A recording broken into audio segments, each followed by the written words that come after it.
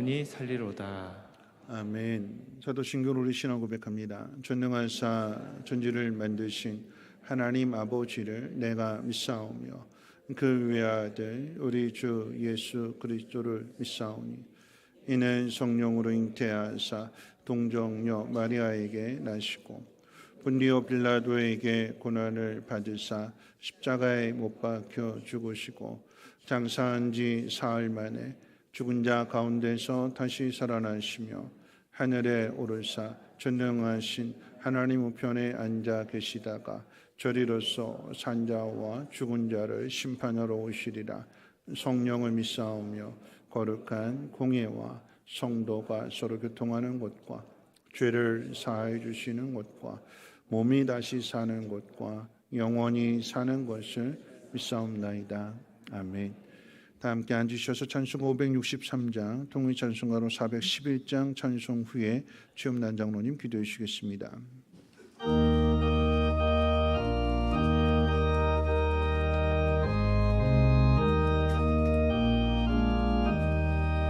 예수 사랑하심을 성령에서 배웠네. 우리들은 약하나 예수 권세만 토다. 날 사랑하신 날 사랑하신 날 사랑하신 성경에 쓰였네. 나를 사랑하시고 나의 죄를 다 씻어 하늘 문을 여시고 들어가게 하시네. 날 사랑하신 날 사랑하신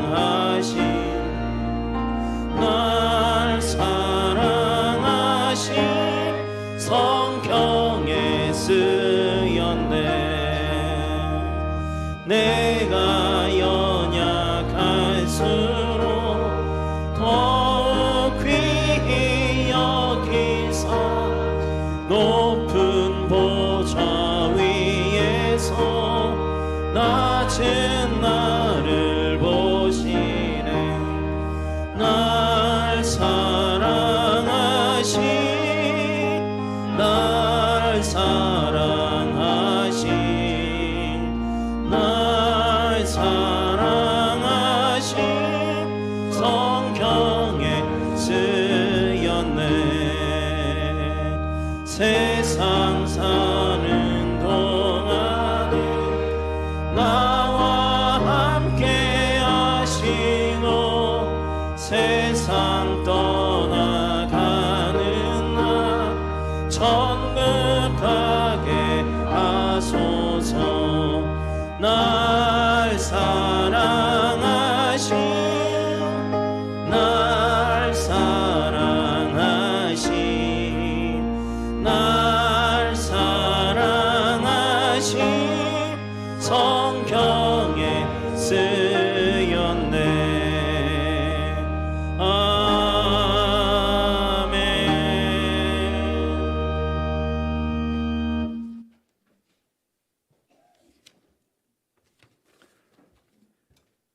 기도드리겠습니다.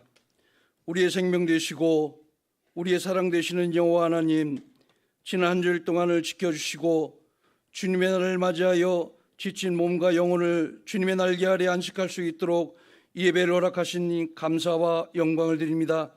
전능하신 하나님, 지친 육의 삶을 핑계 삼아 주님의 뜻보다 내 뜻을 앞세워 살았습니다. 주님을 인도자로 삼고 살아야 하는데, 여호와를 목자로 삼고 살아야 하는데 나 자신이 인도자가 되었고 목자가 되었습니다. 우리 연약함과 교만과 무능함을 불쌍히 여겨주시고 용서하여 주시옵소서. 전능하신 하나님, 자연은 온통 소생하여 아름다움으로 우리를 즐겁게 해주고 있습니다. 만물을 통하여 살아계신 하나님을 더욱 알게 하여 주시고 예배하는 모든 교우들 더욱 성숙된 믿음으로 하나님을 가까이하여 살아가는 모든 삶이 주님의 형상 닮아갈 수 있도록 인도하여 주시옵소서. 전능하신 하나님, 예배를 통하여 회개한 모든 성도들 이 시간 주님과 함께 연합할 수 있기를 간절히 간구합니다. 말씀을 읽는 중에 주님의 음성을 듣게 하시고 말씀의 가르침 속에서 우리의 길을 찾게 하여서 삶 속에서 예배가 이루어져 우리를 억누르는 근심, 걱정, 한숨 짓는 일들이 온전히 해결받는 역사가 있게 하여 주시옵소서. 전능하신 하나님, 이 시간 병상에서 힘겹게 병마가 싸우는 경우 있습니다.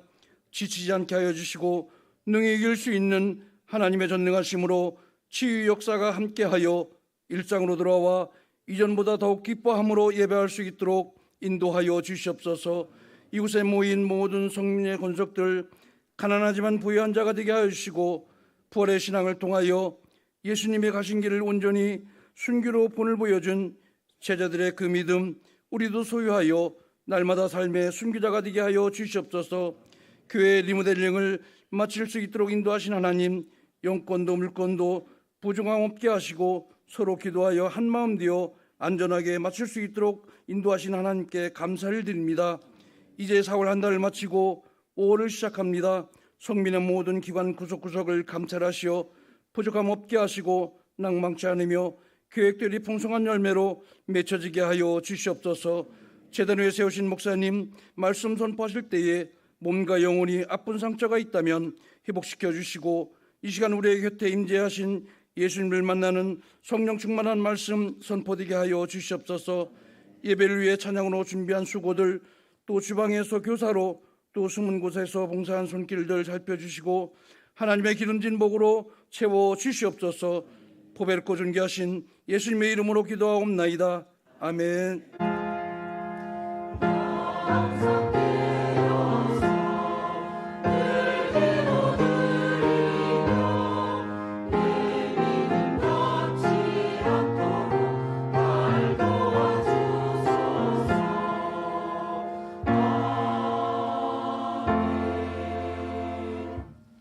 교회 소식은 주보를 점거해 주시고요.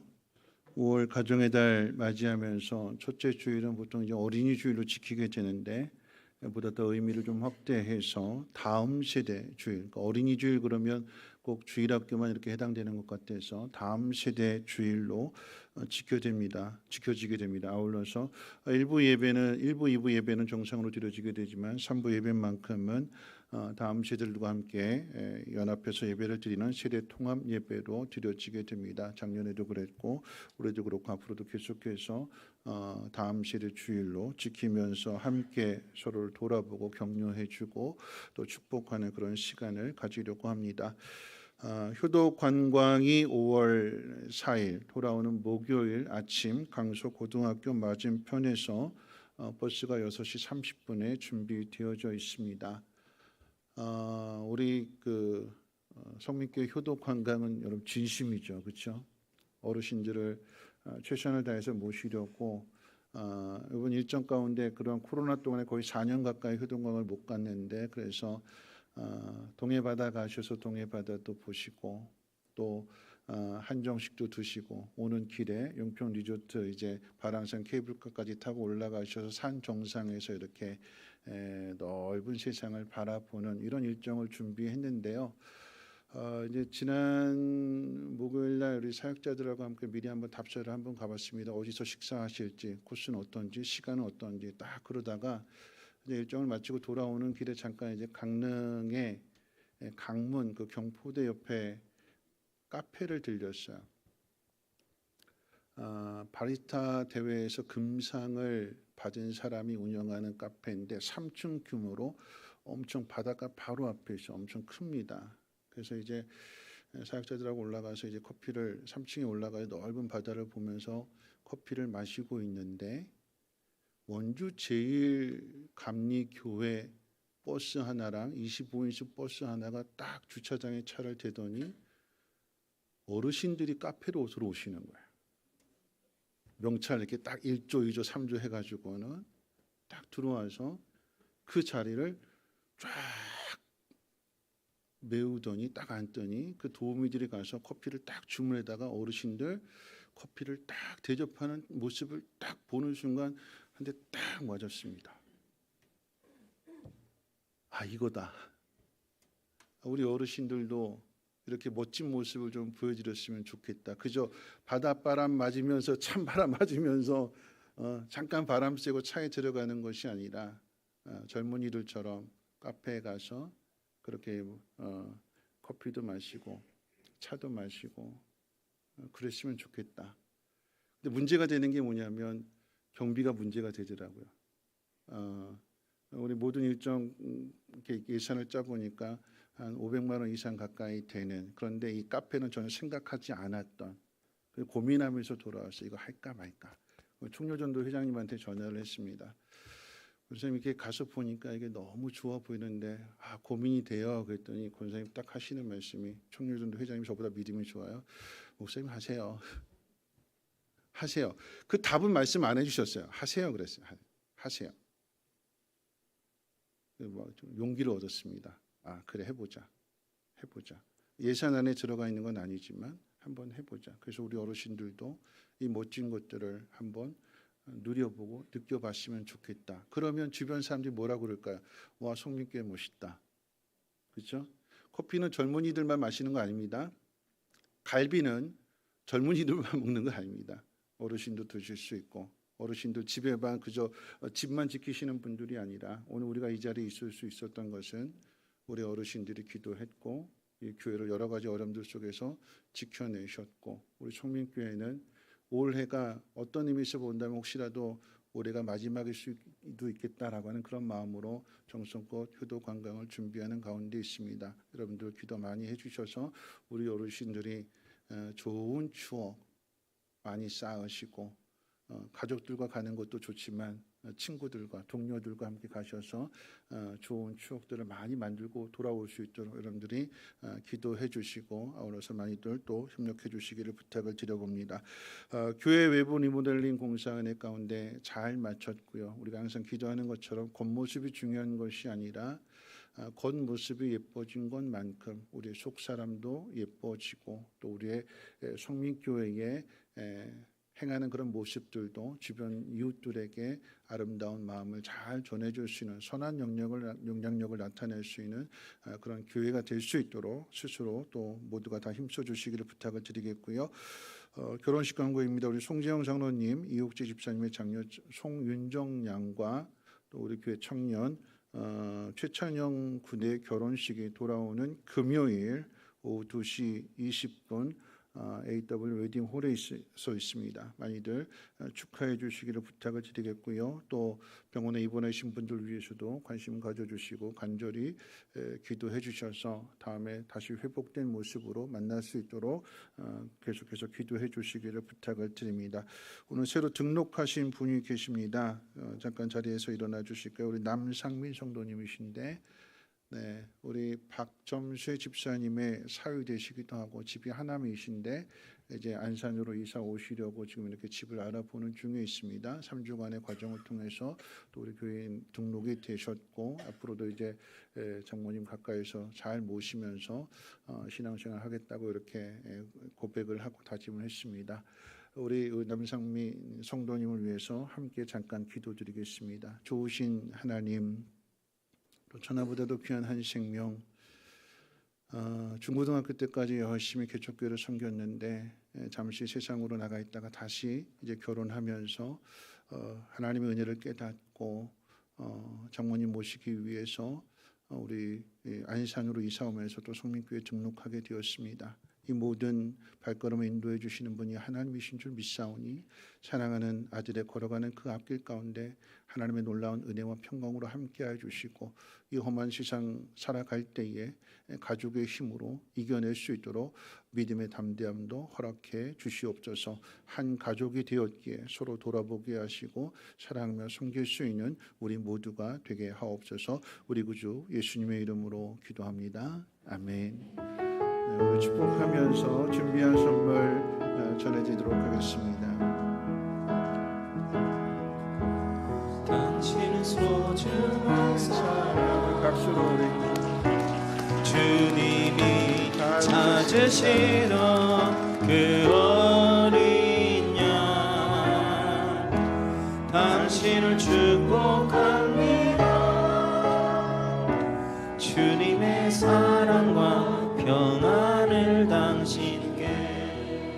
한번 뜨겁게 환영합니다. 바로 좋습니다. 축복합니다. 네, 하나님 말씀 보도록 하겠습니다. 하나님 말씀은 요한복음 21장 15절로 18절 말씀입니다. 요한복음 21장 15절로 18절 말씀 제가 봉독합니다. 그들이 조반 먹은 후에 예수께서 시몬 베드로에게 이르시되 요한의 아들 시몬아 내가 이 사람들보다 나를 더 사랑하느냐 하시니 이르되 주님 그러하나이다. 내가 주님을 사랑하는 줄 주님께서 아시나이다. 이르시되 내 어린 양을 먹이라 하시고 또 두 번째 이르시되 요한의 아들 시몬아 내가 나를 사랑하느냐 하시니 이르되 주님 그러하나이다.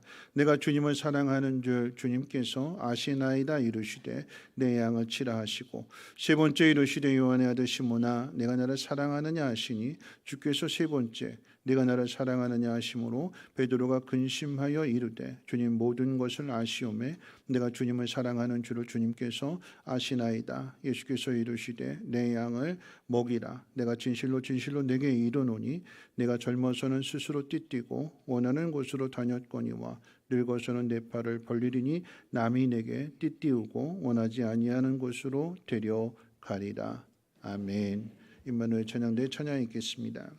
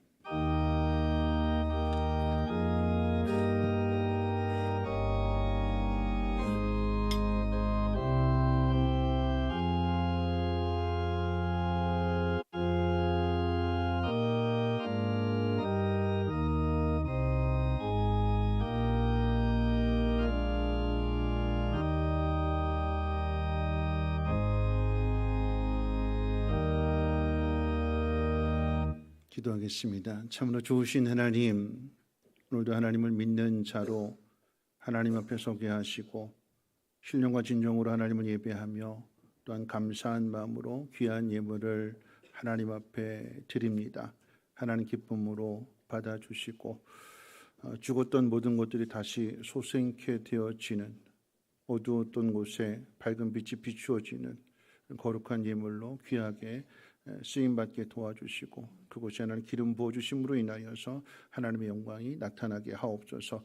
드린 손길 하나님 복 주셔서 어려운 시대를 살아가고 있지만 하나님 공급해 주시고 채워주신 그 놀라운 은혜들을 누리게 하시고 믿음으로써 넉넉하게 이겨나갈 수 있도록 믿음의 담대함도 함께 허락해 주시옵소서. 믿음은 들음에서 난다고 하였기에 오늘 시간도 하나님 말씀을 듣고자 하오니 나에게 주시는 음성으로 들려지게 하시고 그 말씀을 잘 받아먹고 힘을 내어서 어려움들을 이기게 하시고 그 놀라운 증거들을 많은 사람들에게 보여주고 나타내 줄 수 있는, 그래서 하나님의 영광을 나타낼 수 있는 우리 모두가 되게 하옵소서. 감사드리며 예수님의 이름으로 기도합니다. 아멘. 네, 한 주일 동안도 편안하게 잘 지내셨는지요? 우리 옆에 분하고 함께 인사 나누실 때 이렇게 인사하겠습니다. 보고 싶었습니다. 하나님 당신을 사랑하십니다 하고 인사하겠습니다.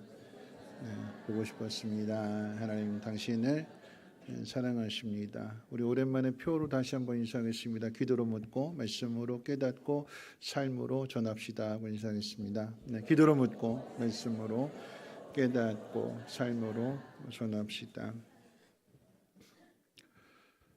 예수님의 부활의 의미를 계속해서 생각해 보는 중에 있습니다. 요한복음의 저자인 요한은 단순히 예수님이 죽음에서 다시 살아났다라고 하는 것을 증거하는 것으로 요한복음을 끝내지 않고 예수님의 부활이 한 사람의 인생을 어떻게 회복시키시고 또한 변화시켰는지를 우리에게 가르쳐 주려고 합니다. 예수를 믿는 것으로만 우리 인생이 끝나지 않고 하나님의 나라를 세워가는 사명자로 만드신다라고 하는 것을 베드로의 이야기를 통해서 우리에게 알려주는 것입니다.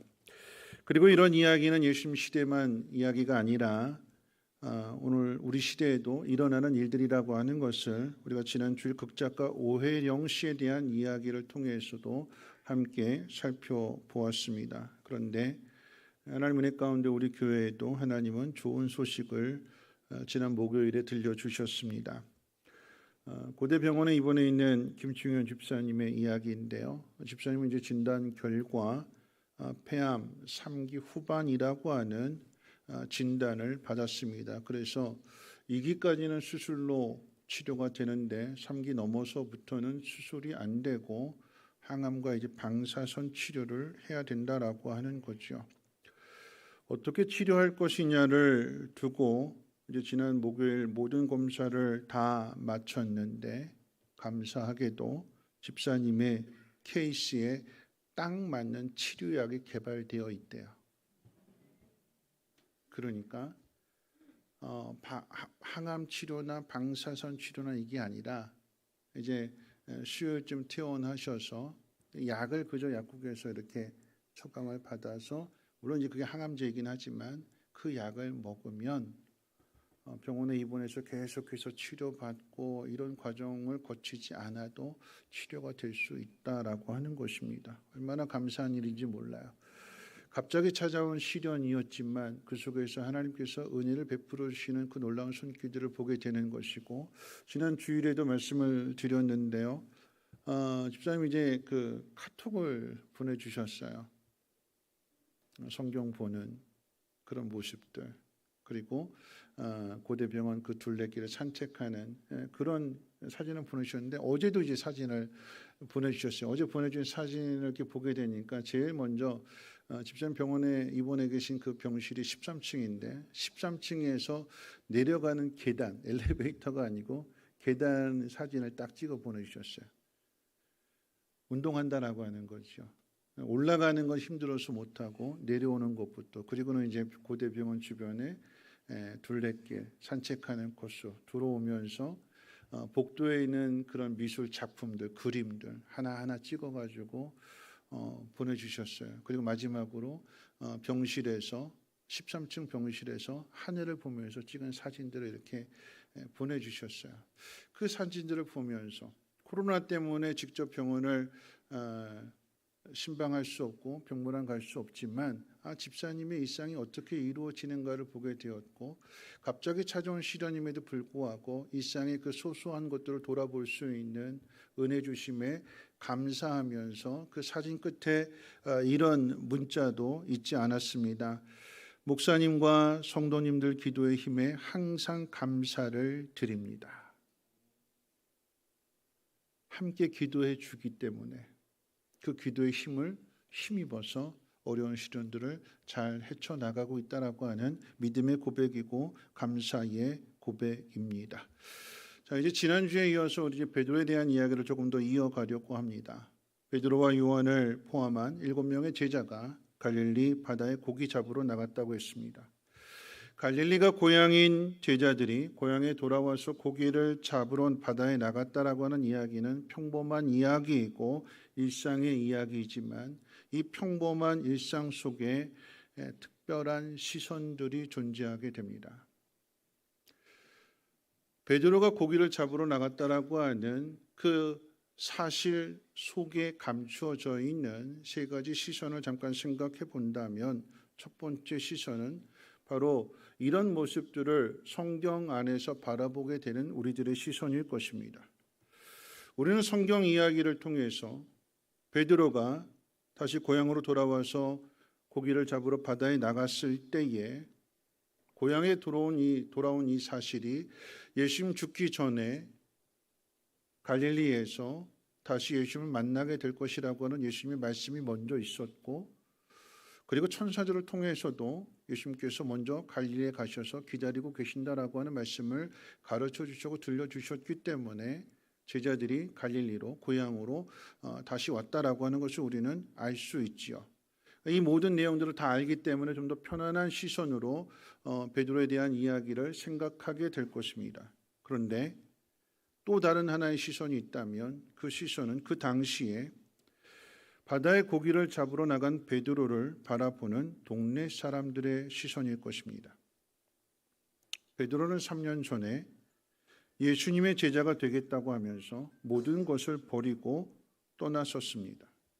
그리고 떠난 지 얼마 지나지 않아서 예수님과 다시 동네에 나타났을 때에 그 동네에 난리가 나게 되지요. 예수님이 모든 병자들을 고쳐주셨고 가르치시는 그 말씀에 권세가 있고 남다른 말씀을 전했기 때문입니다. 동네 사람들은 그런 예수님을 보면서 예수님을 메시아로 생각했었고, 그런 메시아 옆에, 그런 예수님의 옆에 제일 가까운 곳에 있는 베드로를 볼 때마다 엄청 부러웠을 것입니다. 어부였는데, 그런데 메시아의 제자가 되었구나. 가장 대표적인, 가장 사랑받는 수제자가 되었구나. 예수님 가시는 곳마다 항상 바로 옆에 붙어 다니는구나. 동네 사람들이 베드로를 볼 때마다 부러웠을 것입니다. 엄청 부러운 시선으로 바라봤을 거예요. 그런데 그렇게 3년이 지난 어느 날 동네 사람들은 예수님이 십자가에 못 박혔다라고 하는 소문을 듣게 됩니다. 그래서 그 소문이 갈릴리 전 지역에 다 퍼져나갔어요. 소문이 퍼져나간 그 뒤에 어느 날 제자들이 고향에 돌아왔습니다. 베드로가 고향에 돌아왔습니다. 예수님 없이. 예수님 없이 제자들이 돌아온 그 모습을 동네 사람들이 볼 때 뭐라고 생각할까요? 소문이 사실이었구나. 예수가 죽었구나. 예수가 십자가에 못 박혔구나. 예수님 없이 돌아온 제자들의 모습, 베드로의 모습을 보면서 동네 사람들은 어떤 생각을 가질까요? 어떤 눈으로 바라볼까요? 이런 모습이 아닐까? 이런 마음이 아닐까요? 예수가 메시아라고 큰 소리치고 메시아의 제자가 됐다고 잘난 척하더니 꼴 좋다. 누가 이런 마음을 가질까요?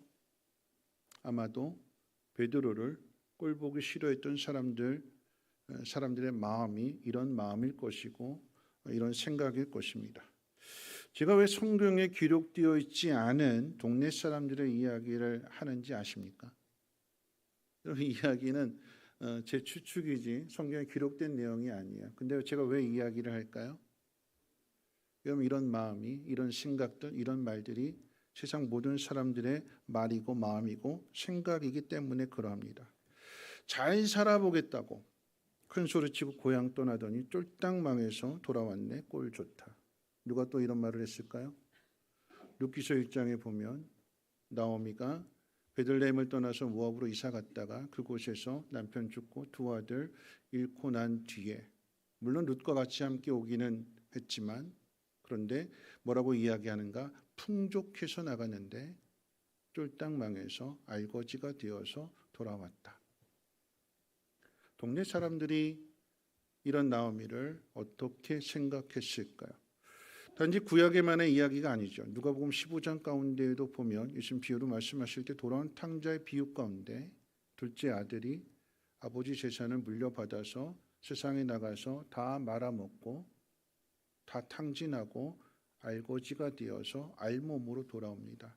그런 둘째 아들을 바라보는 시선이 있지요. 누가 아유 잘됐다 쫄딱 망했네 이렇게 바라볼까요? 누가 이런 마음을 품을까요? 누구예요? 형이죠, 형.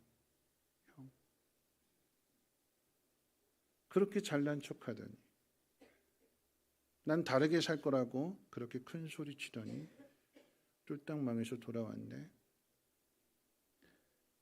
그럼 나오미의 이야기고 둘째 아들의 이야기고 베드로의 이야기이지만 여러분, 이런 모습들을 바라보는 사람들의 시선은 결코 우리들과 다르지 않다라고 하는 것입니다.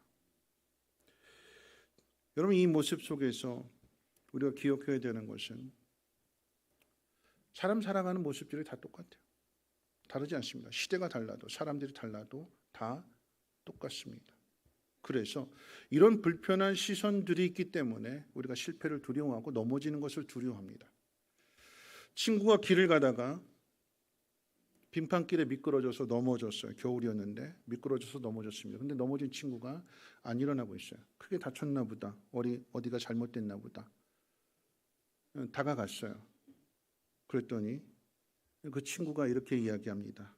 야, 사람들 다 갔어? 왜 안 일어난 거였어요? 창피해서. 아픈 것보다 자기가 넘어지는 그 모습을 지켜봤던 사람들, 지나가는 사람들이 봤는데 그 사람들이 지나가고 난 뒤에 일어나는 거예요. 그 순간에 일어나지 못할 것 같아요. 일어나다가 사람들 눈이 마주치게 되면 웃을 것이고, 그러면 자기가 감당할 수 없어서 사람들 지나갈 때까지, 다 지나갈 때까지 기다렸다가 나중에 일어납니다. 왜 이렇게 할까요? 뭐가 두려운 거예요? 사람들의 시선이 두려운 거예요. 고난, 실수, 실패, 넘어지는 일들, 망하는 일들, 아프지만 그보다 더 힘든 것은 사람들이 나를 바라보는 시선들. 그게 더 견딜 수 없는 거예요. 그럼 또 하나의 시선이 있습니다. 넘어진, 실패한, 예수님을 3번이나 부인했던 자기 자신을 바라보는 베드로의 시선입니다. 베드로와 요한은 똑같이 갈릴리를 떠났고 똑같이 예수님의 제자가 되었습니다. 그런데 예수님의 죽음을 두고서 두 사람의 처지는 정반대의 처지가 됩니다. 지난주에도 말씀드렸던 것처럼 요한은 끝까지 예수님을 따랐고 베드로는 예수님을 3번이나 모른다고 부인하고 도망쳤습니다. 그리고 난 뒤에 부활하신 예수님을 둘이 함께 똑같이 2번이나 함께 보게 되었고 함께 갈릴리로 내려왔고 함께 배를 탔지만 두 사람의 처지, 상황은 전혀 다릅니다. 베드로는 요한을 볼 때마다 자기 상처가 떠오르는 거예요. 자기 실수가, 자기 실패가 떠오르게 됩니다. 내가 그때 왜 그랬을까? 그 계집종의 말에 내가 왜 예수님을 모른다고 3번이나 부인했을까? 여러분 그런데 한번 생각해 보십시오. 만약에 입장을 바꿔놓는다면 베드로가 예수님을 끝까지 따른 자리에 있고 요한이 베드로가 서 있던 그 자리에 서 있다라고 하면 요한은 그래 맞다. 내가 예수님의 제자다. 어쩔 건데 마음대로 해봐라. 이렇게 이야기할 수 있었을까요? 요한은 자기의 믿음을 자기의 신앙을 사람들 앞에서 당당하게 고백했을까요? 저는 아니었을 거라고 생각합니다. 왜냐하면 베드로나 요한이나 모두가 다 예수님의 부활을 믿지 못한 건 똑같아요. 부활하신 예수님이 나타나셨고 아니 부활하신 예수님 그 소식을 막달라 마리아가 전해줬음에도 불구하고 아무도 믿지 않았다고 그랬어요. 아무도. 제자들조차도 믿지 않았다고 그랬어요. 말도 안 되는 소리 하지 마라. 어떻게 죽은 사람이 살아날 수 있는가? 베드로만 그런 것이 아니라 요한도 예수님의 부활을 믿지 못했어요. 여러분 그런 의미에서 생각해 본다면 베드로가 스스로를 바라보면서 자기 자신을 바라보면서 초라하게 생각하는 그 이유 중에 하나가 요한을 의식해서 그런 거예요. 요한. 여러분 따지고 보면 요한이나 베드로나 별반 다를 게 없어요. 둘 다 믿지 않았어요. 자리가 달랐을 뿐, 서 있는 위치가 달랐을 뿐, 상황이 달랐을 뿐 바꿔놓고 본다면 요한도 넘어졌을 거예요. 믿음 없으니까. 예수님의 부활을 믿지 못했으니까. 그럼 나와는 저 사람 다를 거다. 나는 넘어졌는데 저 사람은 꿋꿋하게 서 있네. 저 사람은 나보다 믿음이 더 좋은가 보다.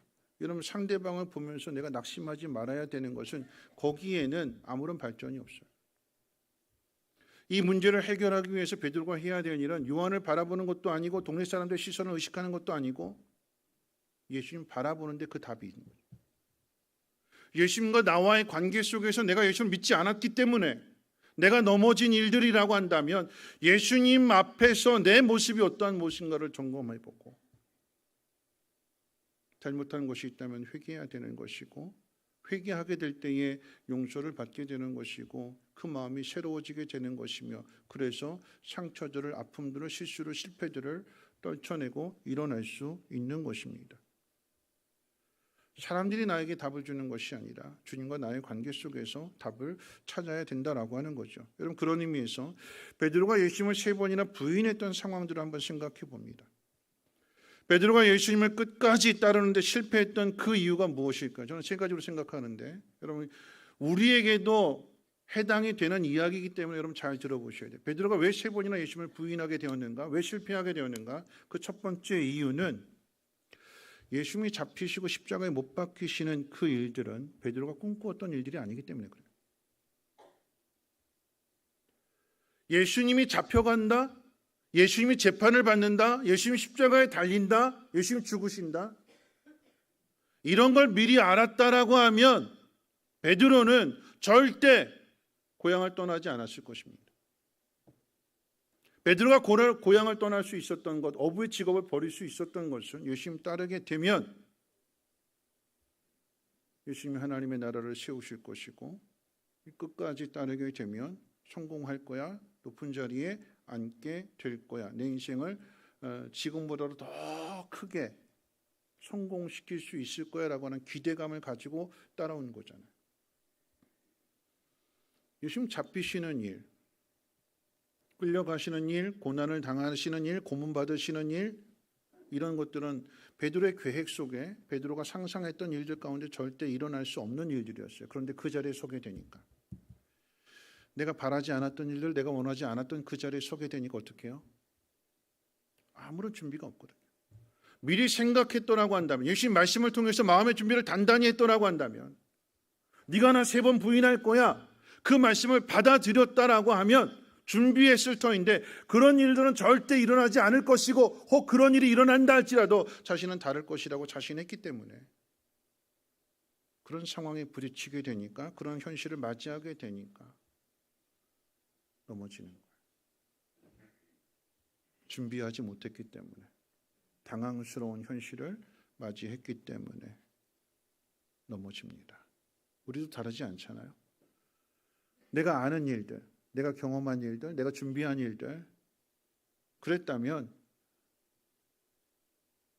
이겨낼 수 있는데, 예상치 못한, 기대하지 않았던, 바라지 않았던 그 현실들이 나에게 주어졌을 때 실수하고 실패하고 넘어집니다. 두 번째 실패한 이유를 찾는다라고 하면, 여러분 거기에 베드로는 혼자 있었어요. 혼자. 제자들 다 뿔뿔이 흩어졌습니다. 요한은 예수님을 따라갔어요. 그 자리에 베드로가 혼자 있습니다.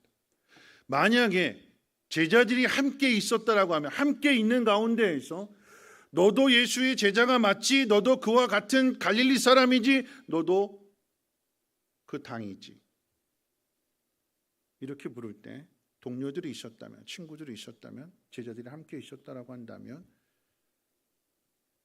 당당하게 맞서서 신앙을 고백할 수도 있었을 거예요. 혼자니까. 다 적들이고 다 의심의 눈초리로 보고 있고, 어떻게든지 꼬투리 잡으려고 어떻게든지 올무를 걸어서 잡아 넘기려고 하는 사람들 천지니까 그 속에 혼자 있게 되니까 두려운 거죠. 혼자 있으니까 무섭습니다. 그래서 어떻게 해요? 모른다고 부인합니다. 우리도 그렇잖아요. 누군가 옆에 의지할 만한 것이 있다면 용기를 내겠는데, 힘을 내겠는데, 나 혼자 있게 되면, 나 혼자 이것을 결정해야 되고, 나 혼자 이것을 선택해야 되고, 여기에 내가 답을 혼자서 써내야 된다라고 하면 불안하고 두려운 마음 속에서 잘못된 선택을 할 수밖에 없다라고 하는 것입니다. 자, 세 번째 이유가 뭘까요? 가장 중요한 거죠. 믿음입니다. 믿음. 예수님의 말씀을 듣고 십자가에 못 박혀 죽게 될 거야, 제사장의 손에 넘겨지게 될 거야, 그러나 3일 후에 다시 살아날 거라라고 하는 이 예수님의 말씀을 베드로가 믿었다면, 죽음으로 끝나는 것이 아니라 다시 살아나신다라고 약속하셨던 그 말씀을 베드로가 믿었다라고 하면 당당하게 고백할 수 있는 것이고 믿음을 나타낼 수 있는 거죠. 여러분, 세 번째 문제가 가장 중요한 문제예요. 믿음의 문제. 믿음이 있다면, 내가 원하는 자리가 아닐지라도, 믿음이 있다면 나 홀로 그 자리에 서 있다 할지라도 믿음 드러내죠. 나타내죠. 근데 믿음이 없게 되니까 내가 원하는 자리에 있지 않고 나 혼자 있게 될 때에 한꺼번에 다 무너지게 되는 것입니다. 뭐가 문제예요? 믿음이 문제예요. 믿지 못한 것이 문제가 된대요. 여러분, 그런 베드로에게 믿음을 회복시켜 주시는 예수님의 모습을 한번 주목해 보십시오. 부활하신 예수님께서 갈릴리에서 기다리실 때에, 예를 들면 이 베드로가 많은 사람들과 함께 있을 때 나타나셔서 너희들 베드로 비웃었지, 조롱했지, 봐라 여기 손에 못자국이 있다, 봐라 여기에 창자국이 있다, 봐라 난 죽었다가 살아났다, 베드로의 선택이 옳은 선택이야, 베드로 잘한 거야, 그렇게 증명해 주시지 않았어요. 부활하신 그 모습을 많은 사람들 앞에 죽음의 권세를 깨뜨리시고 이기시고 부활하신 주님, 마치 개선 장군처럼 퍼레이드하는 가운데 그 베드로를 옆에 딱 태우시고 사람들에게 봐라 그러지 않으셨어요. 비웃는 사람들, 조롱하는 사람들 일일이 찾아가셔서 책망하시고 나무르지 않으셨어요. 예수님 언제 나타나셨는가? 어떻게 나타나셨는가? 모두가 다 잠들어 있는 그때에 고기를 잡으러 나갔다가 한 마리도 잡지 못하고 빈 그물이 되어 있는 이 베드로를 비롯한 제자들을 새벽 미명에 주님이 세 번째 나타나셔서 만나 주십니다. 왜 그렇게 하실까요? 왜냐하면 베드로가 세 번이나 나는 예수 모른다고 부인했던 그런 상황들을 앞으로 베드로가 계속해서 만나게 되는 상황이기 때문에, 일일이 데리고 다니시면서 봐라 이렇게 해라 가르쳐 주시는 것이 아니라 앞으로 예수님 승천하시고 난 뒤에 제자들만 남겨지게 될 것이고 그 제자들은 각자의 사명을 따라서 다 흩어져서 복음을 전하게 될 것이기 때문에 결국은 혼자 남게 되는 거예요. 혼자. 그리고 혼자 된 상황 속에서 복음을 받아들이지 않는, 복음을 거절하는, 거역하는, 오히려 예수를 믿는 이유로 죽이겠다고 위협하는 그런 상황들을 각자 혼자 부딪히게 될 겁니다. 그러니까 어떻게 해요? 그걸 이겨낼 수 있는 길은 믿음밖에 없다라고 하는 것을 가르쳐 주시기 위해서 새벽에 찾아오신 것이고, 베드로가 이전에 경험했던 것들을 다시 기억나게 해주시는 것이고, 그러므로 믿음을 주시는 것입니다.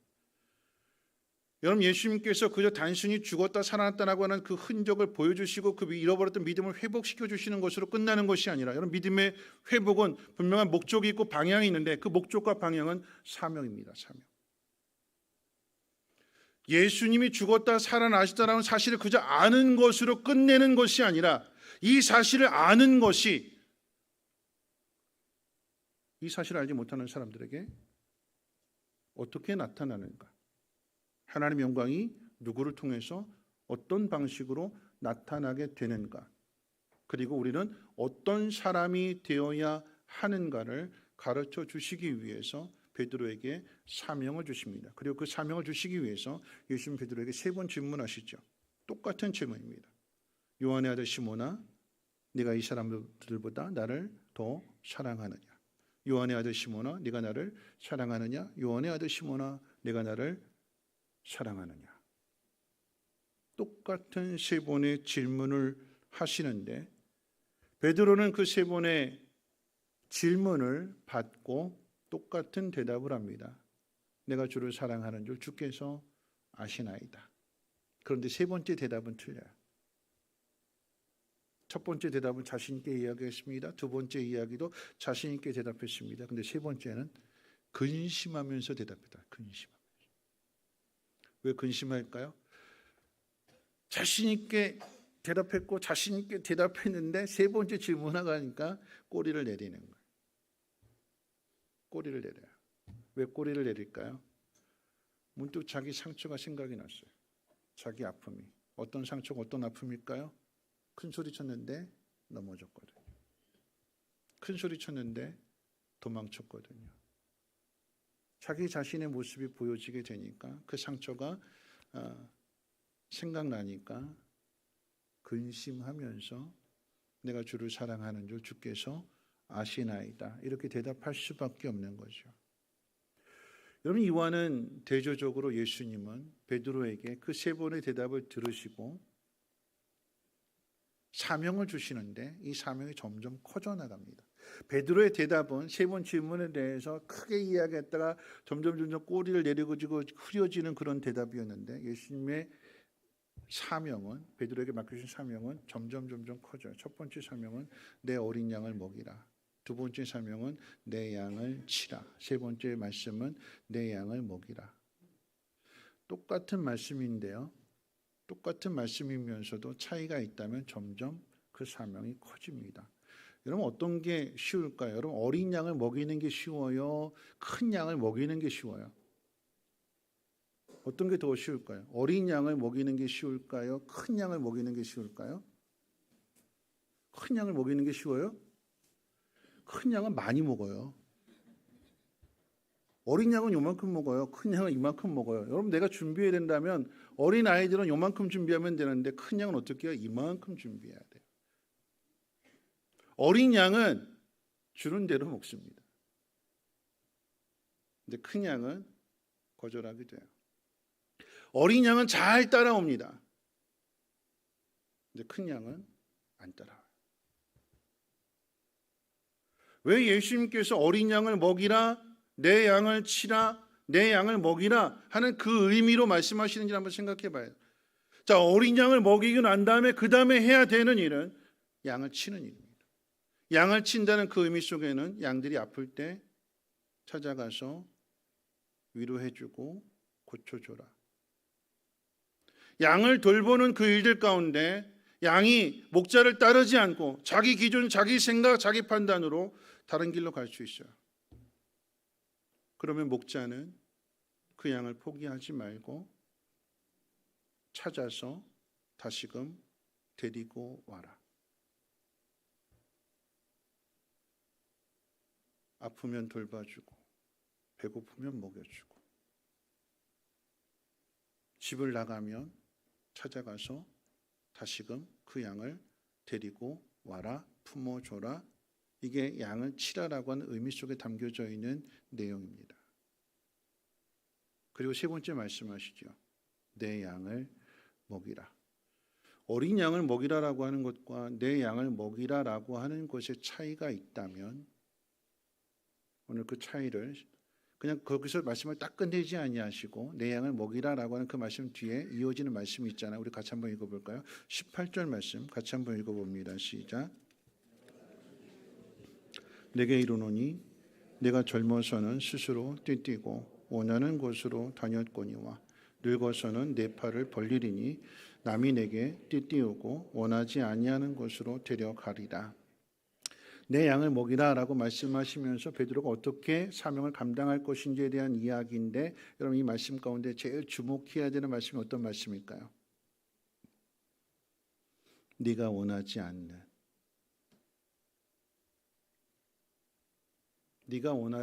자리에 넌 서게 될 거야.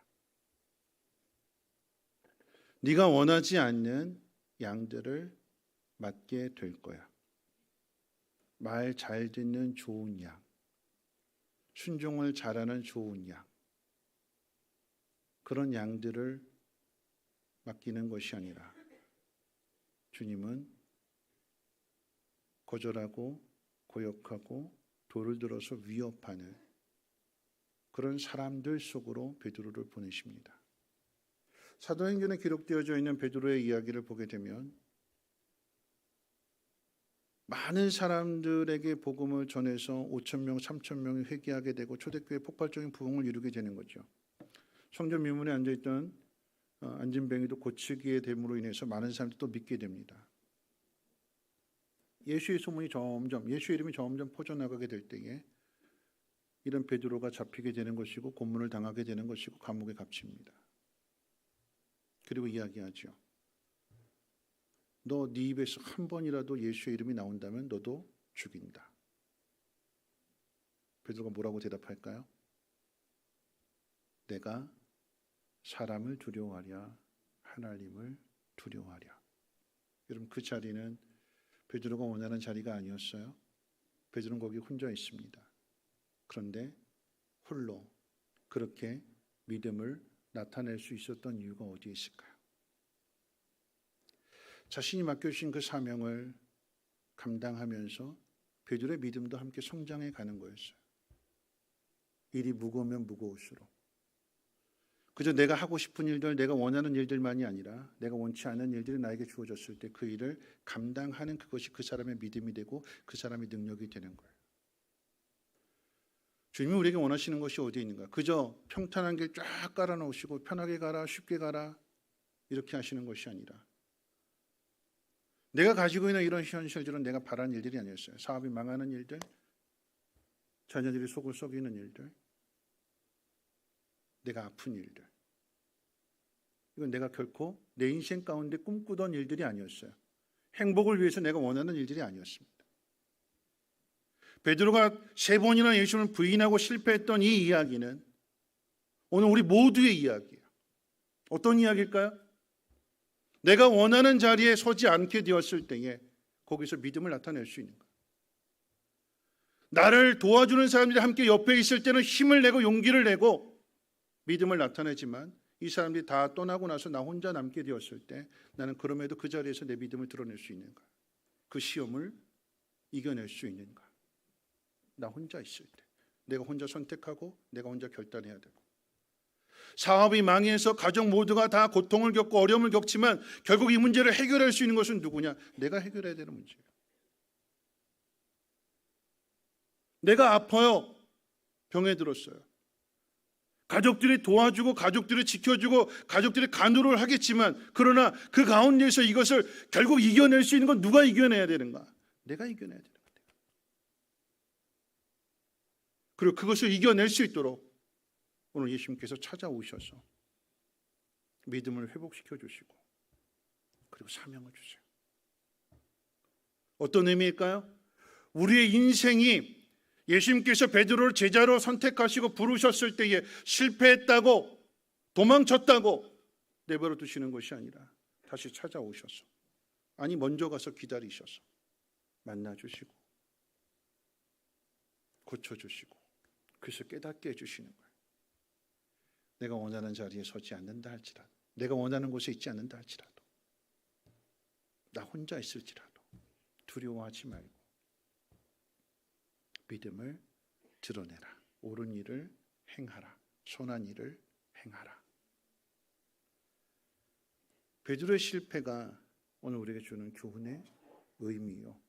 실패한 베드로를 그대로 내버려 두시지 않고 포기하지 아니하시고 찾아오셔서 그런 베드로에게 세 번의 질문을 통해서 그 믿음이 점점 성장하도록 사명을 주시는 거예요. 말씀을 마칠 텐데요. 여러분, 예수님께서 베드로에게 어린 양을 먹이라, 내 양을 치라, 내 양을 먹이라라고 하는 이 사명을 주시는 그 의미를 한번 생각해 봤으면 좋겠습니다. 이 모든 일들을 감당할 수 있는 것 딱 한 가지 이유라고 지금 말씀하세요. 네가 나를 사랑하니? 그거 물으세요.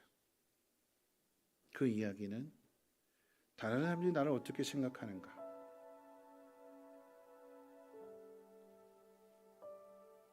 그리고 내가 내 자신을 어떻게 바라보는가, 그게 중요한 게 아니라 우리의 시선이 예수님께로 향하게 될 때, 예수님이 나를 얼마나 사랑하시는가를 이 베드로의 이야기를 통해서 깨닫게 되고 경험되어지게 되니까 두려움이 사라지게 되는 것이고 맡겨주신 그 일을 감당하게 되는 것이며, 그러면서 끝까지 예수님을 따라가는 제자, 이 베드로의 모습이 어떻게 됐을까요?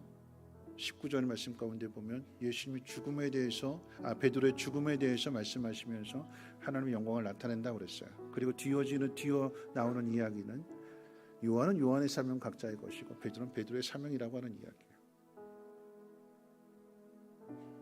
결국 내 인생은 내가 책임져야 되는 거예요. 내 인생을 내가 책임질 뿐만 아니라 주님은 나로 하여금 다른 사람을 책임지는 사람으로 나를 세워가신대요. 그 일을 위해서 해야 되는 것은 내가 잘 먹어야 돼요. 양과 목자의 관계에 있어서 양은 받아 먹는 사람이고 목자는 주는 사람입니다. 그런데 목자가 주기 위해서는, 양에게 먹이를 주기 위해서, 밥을 주기 위해서는 이게 독초인지 이게 맛있는 것인지 힘 있는 것인지 영양가 있는 것인지 그걸 잘 구분해야 돼요. 그 맛을 알아야 되는 거죠. 내가 일어나야 돼요. 내가. 옆에 있는 사람이 일어나서 나를 일으켜 세워주기를 바라지 말고 내가 먼저 일어나야 돼요. 여러분, 비행기 타보시면 그러잖아요. 비행기 타보시면 안전교육을 합니다. 마스크 누가 먼저 써야 될까요? 부모가 먼저 써야 될까요? 어린아이가 먼저 써야 될까요? 산소 마스크 누가 먼저 써야 되죠? 부모가 쓰래요. 물에 빠져 있다면 구명조끼가 하나라고 한다면 부모와 자녀 중 그 구명조끼 누가 입어야 될까요? 아이에게 입히시겠습니까? 근데 나는 죽을까요? 구명조끼 내가 입어야 돼요. 그리고 나서 아이는 어떻게 할까요? 안으면 돼요. 부득이한 상황 속에서 둘 중에 하나라고 한다면 그때는 자식을 택하겠지만 내가 살아야 내 아이도 삽니다. 내가 너를 위해서 죽을 테니까 너 잘 살아라고 아이에게 구명조끼 입히면 그 바다 한가운데 떠나버린다면 그 아이가 살까요? 얼어 죽어요. 그러니까 어떻게 해요? 내가 살아야 돼요. 내가 먼저 살아야, 내가 먼저 회복이 돼야 살릴 수 있어요. 먹일 수 있어요. 여러분, 그러기 위해서, 내가 살기 위해서 내가 해야 될 일은 하나님 말씀을 내가 믿어야 되는 거예요. 나에게 주시는 말씀으로 나를 살게 하는 양식으로 내가 받아 먹어야 되는 거예요. 여러분, 우리 성민교회는 새벽마다 매일 성경 큐티 말씀을 본문으로 해서 말씀을 전합니다. 그저 새벽 예배에 와서 듣는 것으로 끝나지 말고 집에 돌아가셔서 오늘 이 말씀이 나에게 어떤 의미가 되는가, 내가 이 환경, 내게 주어진 이 환경을 헤쳐나가는데 어떤 의미가 되는가? 내가 깨달아야 남에게 가르쳐 줄 수 있는 것이고, 그 사람이 목자가 되는 것이고, 그 사람이 지도자가 되는 것이며, 그런 모습을 통해서 내가 강하게 훈련 잘 받아서 하나님 나라에 들어가야 돼요. 그저 믿는 것으로 끝나는 것이 아니라 하나님의 계획은, 하나님의 생각은 더 큽니다.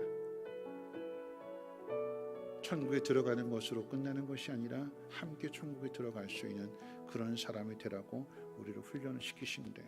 여러분, 이 훈련을 잘 받아서 믿음의 사람으로 성장하시고 사명 잘 감당하시고 많은 사람들을 하나님 앞으로 인도할 수 있는 믿음의 사람들 되시기를 주님의 이름으로 축원을 드립니다. 우리 찬송 바꿔서 우리 예배 전에 드렸던 찬송 여호와께 돌아가자, 이 찬송 부르실게요. 이 찬송의 가사의 의미가 오늘 말씀의 의미하고 더 깊이 연결되는 것 같아서 우리 함께 돌아가자라고 하는 그 찬양, 여호와께 돌아가자 함께하는 찬송, 우리 다 함께 일어나셔서 함께 찬송 부르시고 기도하고 축도를 마치겠습니다.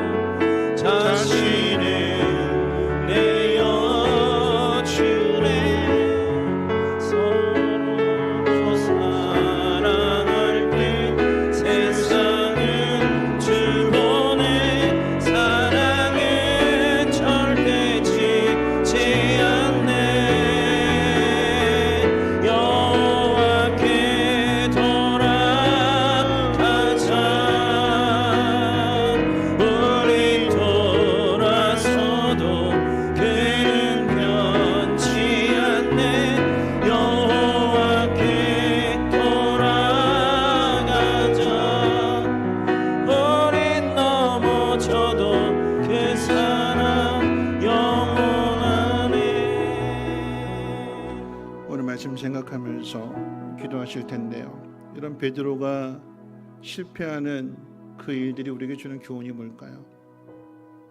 우리도 다 똑같이 내가 원하는 자리, 그 자리에 서면 믿음을 지킬 수 있지만 내가 원하지 않는 자리, 내가 바라지 않는 일들, 그런 상황들이 주어지게 되면 우리는 넘어집니다. 함께 있으면 힘을 내서 이겨낼 수 있지만 혼자 있게 되면 넘어집니다. 여러분, 그런데 우리는 인생 살아가면서 내가 원하는 자리보다 내가 원치 않는 자리의 일들을 겪을 때가 더 많고요. 함께 있을 때보다 혼자 있을 때가 더 많습니다. 혼자 선택해야 되고 혼자 결단해야 되는 그 속에서 우리가 해야 될 일은 믿음을 갖는 일이래요. 나를 포기하지 아니하시고 부인했다고 도망쳤다고 외면했다고 내버려 두시는 주님이 아니라 찾아오셔서 그 믿음을 회복시켜 주시고 믿음을 회복시켜 주실 뿐만 아니라 다른 사람을 살리는 그 자리까지 우리를 성장시켜 나가시는 것이 그것이 주님의 뜻이래요. 오늘 시간 함께 기도하실 때 나의 믿음 없으면 하나님 긍휼히 여겨 주시고 믿음의 은혜를 부어 주시옵소서. 내가 원하지 않는 자리에 있다 할지라도 믿음을 지켜내게 하시고 나 홀로 있다 할지라도 두려워하지 않고 세상과 맞서서 담대하게 싸워서 승리할 수 있는 그 믿음의 은혜를 부어 주시옵소서. 더 나아가서 하나님 이 믿음을 통하여 많은 사람들을 건져내게 하시고 저들을 하나님 앞으로 인도할 수 있는, 저들을 먹이고 저들을 책임질 수 있는 믿음의 사람 되게 해달라고 우리 함께 통성으로 하나님 앞에 기도합니다. 거룩하신 하나님 감사합니다. 하나님께로 돌아가게 하옵소서. 믿음을 잃어버리고 하나님에게서 멀어졌던 우리들이 다시금 하나님의 그 사랑을 깨닫고 하나님 품으로 돌이킬 수 있도록 은혜 베풀어 주시고 맡겨주신 삶을 잘 감당할 수 있도록 하나님의 영으로 충만하게 채워 주시옵소서. 베드로는 자신이 원하는 자리에 서지 않게 되었을 때 넘어졌습니다. 함께 있을 때는 힘을 냈고 큰 소리 쳤지만 혼자 있게 되었을 때 두려워했고 그래서 넘어졌습니다. 이 모든 일들이 하나님 믿음 없음임을 오늘 우리를 통해서 하나님 말씀해 주시오. 하나님 믿는 자가 되게 하시고 믿을 뿐만 아니라 사명이 회복됨으로 인하여서 많은 사람들 하나님 앞으로 인도할 수 있는 축복의 통로를 이어지게 도와주시옵소서. 다시 일으켜 세워주시는 하나님, 그리고 함께 하나님 나라에 이르게 하시는 그 주님의 놀라운 사랑을 깊이 깨달아 알게 하시고 사람들을 의식하는 것보다도 오늘 주님 앞에 집중하게 하시고 말씀을 듣게 하시고 그 말씀을 마음 가운데 새기고 나를 통해서 이루시고자 하는 하나님의 놀라운 뜻을 하나님 깨닫고 하나님 그 뜻 가운데 순종할 수 있는 귀한 사명자들 되게 도와주시옵소서. 넘어졌다고 실패했다고 우리를 외면하지 아니하시고 찾아오셔서 다시금 믿음을 회복시켜 주시는 주님을 찬양합니다. 그 사랑에 감사를 드립니다. 하나님 그 놀라운 사랑을 깊이 깨달아 알게 해 주셔서 하나님 그 사랑을 통해서 맡기신 양들을 먹이고 돌보고 책임질 수 있는, 그리고 하나님 나라로 인도할 수 있는 우리 모두가 되게 하옵소서. 하나님 그러기 위해서 내가 먼저 음식을 먹고 힘을 내야 될 터인데 하나님 말씀이 내게 주시는 말씀으로 들려지게 하시고 그 말씀 붙들고 홀로 있을지라도 승리할 수 있는 믿음의 주인공들 되게 하옵소서. 이제는 우리 주 예수 그리스도의 무한하신 은혜와 하나님의 그 크신 사랑하심과 성령님의 감화감동 충만 보호 역사하심이 나를 이렇게까지 사랑하시는 주님의 그 놀라운 사랑하심을 깨닫고 그 사랑을 전하며 많은 양들을 돌보고 하나님 앞으로 인도하기로 다짐하고 결단하는 주의 백성들 머리머리 위에와 가정과 하는 모든 일들과 특별히 자녀들 위해 성민교회와 쉼터와 유치원과 이 나라의 민족 북한 땅 전 세계 위에 이제로부터 영원토록 항상 함께 있을지어다. 아멘.